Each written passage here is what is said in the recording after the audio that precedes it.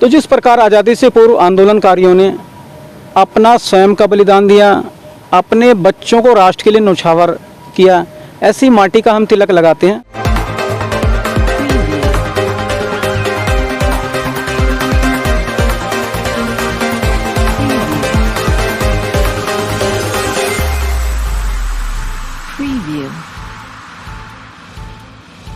नमस्कार।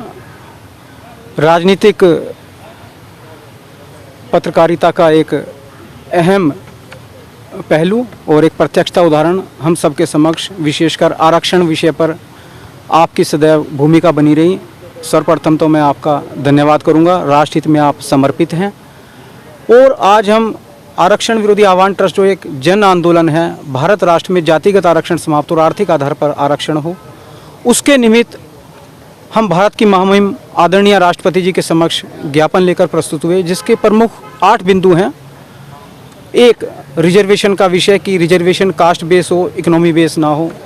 दूसरा, भारत राष्ट्र में कास्ट बेस रिजर्वेशन ना हो और इकोनॉमी बेस रिजर्वेशन हो। दूसरा, शराबबंदी का हमने एक पूरे राष्ट्र के अंदर शराबबंदी हो जो राष्ट्र के हित में है। इसके अतिरिक्त जो तृतीय बिंदु हमने लिया है वो जातिगत जनगणना ना हो।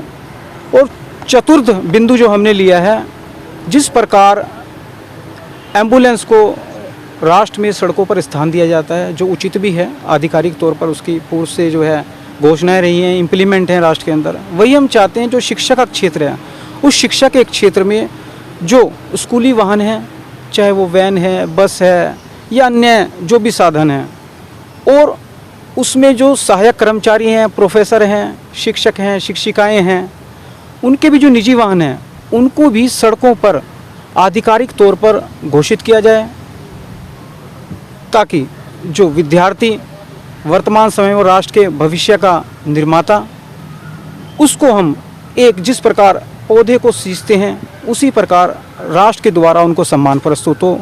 और जो हमने आरक्षण विषय पर ज्ञापन दिया है, उसमें कुछ हमारी और भी सुझाव कहें, मांग कहें, वो हैं।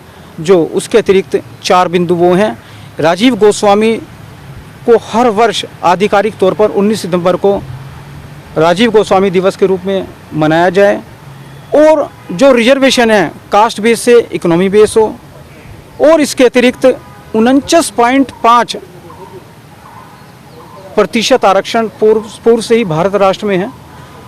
जो शेष 50.5% आरक्षण है, वो आर्थिक आधार पर दिया जाए। जब तक भारत राष्ट्र में जातिगत आरक्षण समाप्त नहीं होता, आर्थिक आधार पर आरक्षण नहीं हो जाता। और सामान्य वर्ग आयोग का गठन हो संपूर्ण भारत राष्ट्र में, जिस प्रकार हिमाचल प्रदेश सरकार ने सामान्य वर्ग आयोग का गठन किया है। जब तक भारत राष्ट्र में जातिगत आरक्षण समाप्त नहीं हो जाता और आर्थिक आधार पर आरक्षण नहीं हो जाता, इन प्रमुख बिंदुओं को हम लेकर आरक्षण विरोधी आह्वान ट्रस्ट की पूर्ण समिति के साथ यहाँ मैं स्वयं प्रवीण अरोड़ा आपके समक्ष उपस्थित हूँ। और संपूर्ण समिति बधाई की पात्र है। आपने जो महिलाओं के अधिकारों की बात की, उसमें जो है हमारी पूर्ण भूमिका पूर्व से रही है। एक उदाहरण स्वरूप, अभी 10 मार्च को हमने शालीमार बाग के DT मॉल से एक पोर्टल भी प्रारंभ किया है और वहाँ पर प्रचार प्रसार भी किया है। भारत राष्ट्र के मात्र महिलाओं के नहीं, श्रमिकों के, मजदूरों के, और जो हमारे बड़े बुजुर्ग हैं, उनको भारत राष्ट्र में जो भी उनके अधिकार हैं, उनको कोई समस्या है, आरक्षण विरोधी आह्वान ट्रस्ट उनके साथ खड़ा है। और श्रमिकों के अतिरिक्त, महिलाओं के अधिकारों के अतिरिक्त हमने पोर्टल में एक योजना और भी निश्चित की है। महिलाओं के अधिकारों और श्रमिकों के अतिरिक्त जो है हमने वरिष्ठ नागरिकों के लिए, जो मैंने कहा ही है कि बुजुर्गों के लिए जो है हमने एक जो है पोर्टल प्रारंभ किया है। और भारत राष्ट्र में जो भी युवा हैं, उनको जो नौकरी से वंचित हैं, वो बेरोजगार घूम रहे हैं, उनके लिए भी हमने एक ईमेल ID जनरेट किया है, वो हमसे संपर्क कर सकते हैं। जी, आरक्षण क्यों @gmail.com। एक बार एक शब्द बोल के बता। आरक्षण क्यों ARAKSHANKYON, आरक्षण क्यों @gmail.com। जी, ये भारत राष्ट्र के सभी नागरिकों के लिए उपलब्ध है। हम कोई नया विशेष काम नहीं कर रहे हैं। राष्ट्र के ही जो समर्पित लोग हैं, राष्ट्रीय हेतु संकल्पित हैं, जिस प्रकार आज़ादी से पूर्व एक बिगुल हमारे महापुरुषों ने बजाया था, उसी परंपरा को हम लेकर चल रहे हैं, कोई हम नया विशेष काम नहीं कर रहे हैं। निःशुल्क रहेगा या इसके जी लिए बिल्कुल बिल्कुल निःशुल्क है ये सभी के लिए। देखिए आंदोलन जन आंदोलन है, जैसा आपने भी कहा, और सत्यता भी है, जमीनी स्तर पर आपके समक्ष भी है। और हमारा उद्देश्य लक्ष्य रिजर्वेशन पूर्ण रूप से समाप्त कराना है, अंतिम लक्ष्य। वर्तमान में कास्ट बेस रिजर्वेशन से इकोनॉमी बेस में हो, और जब हम सब लोग स्वावलंबी हो जाएंगे, आर्थिक आधार की ज्योति इतनी प्रचलित होगी कि भविष्य में आरक्षण ही नहीं रह जाए। जब राष्ट्र पूर्ण रूप से संपन्न हो जाएगा, हर नागरिक संपन्न हो जाएगा, तब अंतिम लक्ष्य आरक्षण पूर्ण रूप से समाप्त होगा। ये हमारा एक अंतिम लक्ष्य है। लेकिन वर्तमान समय में आरक्षण की आवश्यकता है, वो आर्थिक आधार पर रहना चाहिए। और बदलाव आप समाज में देख ही रहे हैं, जन जागरण जो है पूरे राष्ट्र में स्थापित हो चुका है। और एक छोटी बात कहीं या बहुत बड़ी बात भी कहीं, 543 सीट पे प्रत्याशी भी इस विषय पे खड़े हुए हैं। और अगर 5000 सीट भी होंगी तो 5000 प्रत्याशी हमारे पास उपस्थित हैं। हम निश्चित 543 सीट पर प्रत्याशी उतारेंगे। और जिस प्रकार अगर लोकसभा राज्यसभाओं में देखते हैं, एक जातिगत आरक्षण का बिल जैसे ऊंचाई से हम ढिलान की ओर जाते हैं, उसी प्रकार से निकलता है।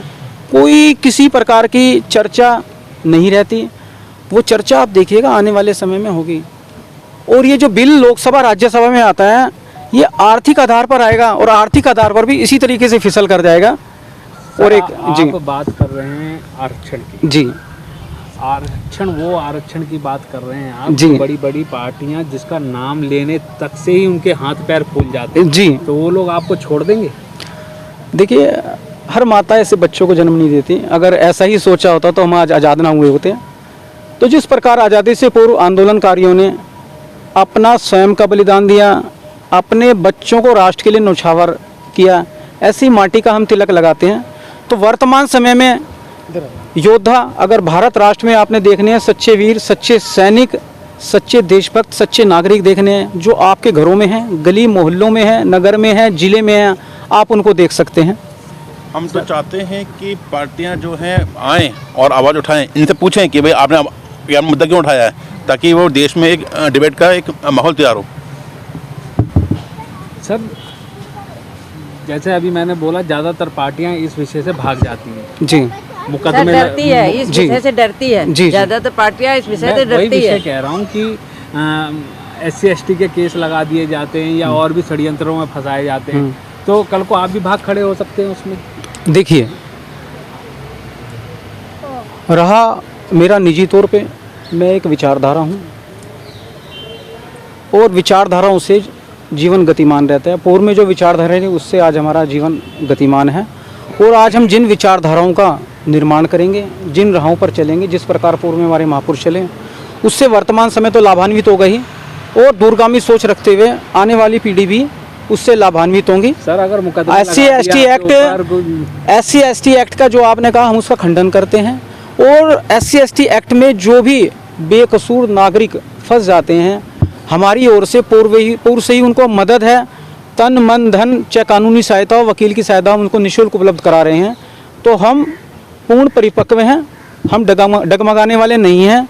ये सत्य धर्म का मार्ग है, इस पर हम चलते रहेंगे। सर, चलते सेना रहेंगे। को बाद में देखा जाता, सेनापति को पहले देखा जाता। जी। तो सेनापति टिके रहेंगे या कभी उन पर कोई मुकदमा लगा तो वो भी चल देंगे छोड़ के? देखिए, सरकारें हमारी हैं, व्यवस्थाएं हमारी हैं, जो न्यायालय प्रक्रिया हमारी है, जो प्रशासन जो भी कदम उठाएंगे, अगर हम अपनी राह से भटकते हैं, अगर हम हिंसा का मार्ग अपनाते हैं, अहिंसात्मक तरीके से इस आंदोलन को लेकर नहीं चल रहे हैं, अगर हम मर्यादाओं से बाहर जाते हैं, तो जो नीतियाँ हैं वो भी हमारी नीतियाँ हैं। अगर हम अनुशासनहीनता करते हैं, अगर हम पर कोई किसी प्रकार की अनुशासन के निमित्त किसी भी प्रकार का कदम उठता है, तो मैं उसका स्वागत करता हूँ।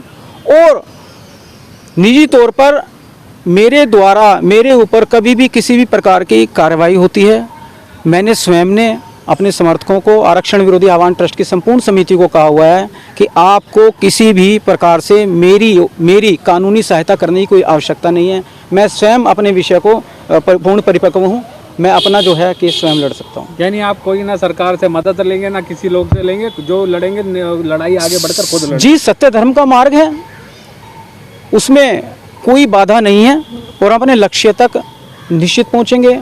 हमने एक मैप बना रखा है, हमारे पास ड्राफ्ट है, जिस प्रकार सैनिक अपने अंतिम लक्ष्य तक पहुंचता है। हम उस ड्राफ्ट के अकॉर्डिंग चल रहे हैं और वो रास्ता बिल्कुल सत्य धर्म का मार्ग है, बिल्कुल स्वच्छ है, साफ सुथरा मार्ग है। किसी तरह का हस्ताक्षर अभियान, कुछ अभियान ऐसे जो चलते हैं, क्या आपने भी कुछ ऐसा चला? जी हाँ, 1 वर्ष से हमने जो है भारत राष्ट्र में जातिगत आरक्षण समाप्त हो, आर्थिक आधार पर आरक्षण हो, हस्ताक्षर अभियान हमने चला रखा है। अनेक हस्ताक्षर पत्र हमारे समक्ष उपस्थित हुए हैं। पूर्व में भी हमने ज्ञापन के सहित जो है भारत की महामहिम आदरणीय राष्ट्रपति जी को वो ज्ञापन सौंपे हैं और अभी भी वो हस्ताक्षर अभियान चल रहा है। खुला मंच भारत राष्ट्र में सभी नागरिकों के लिए उपलब्ध है और हमारा किसी से कोई विरोध नहीं है। कोई भी राजनीतिक दल हो, कोई भी संगठन हो, कोई भी धर्म हो, कोई भी जाति हो, वो सब अपनी व्यवस्थाओं में रहें। स्पेशली जिनको आरक्षण प्राप्त भी है वो भी अपनी व्यवस्थाओं में रहें, लेकिन जहाँ पर राष्ट्रहित ठहरता है, एक समानता प्रस्तुत होती है, ईश्वर के द्वारा जो जन्म है मानवता में प्रस्तुत हुआ एक अधिकार, जहाँ पर एक आम नागरिक के और कहीं पर किसी प्रकार के समानता के अधिकार का उल्लंघन ना हो। आप सब अपनी परिधि से बाहर निकलकर भारत राष्ट्र में इस आंदोलन को, जन आंदोलन आप सबका आंदोलन है, इसको बल दें।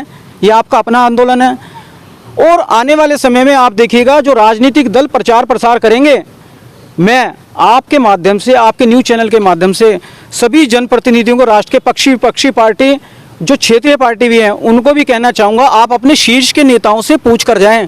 आने वाले चुनाव में जनता आपसे प्रश्न पूछेगी कि मर्सिडीज कार वालों को आरक्षण की क्या आवश्यकता है।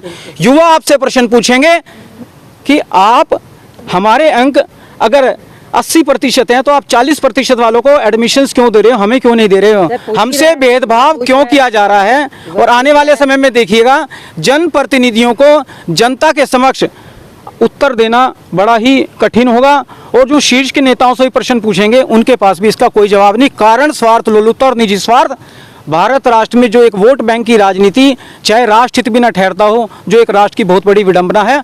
और 2023 में जब विश्व विकास की राजनीति कर रहा है, ये बड़ा अजूबा, अकल्पनीय समय 2023 तक भारत राष्ट्र में कास्ट बेस्ड रिजर्वेशन रहना।